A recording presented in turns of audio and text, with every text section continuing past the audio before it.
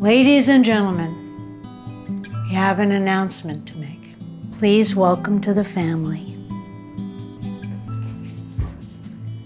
Maude and Joan. This is Maude, and this is Joan. I adopted them 25 days ago, and they are divine. This is Mrs. Maude.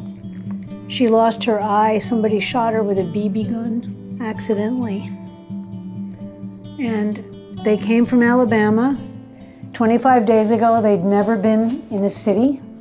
But I have a lot of love and respect for the people who left them at the vet, because they left them at the vet. They didn't leave them on the side of the road.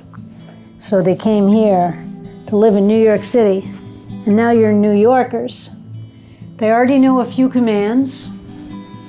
They also like to show their tummies and bellies like that. Yes. They smell good, and they're excellent company.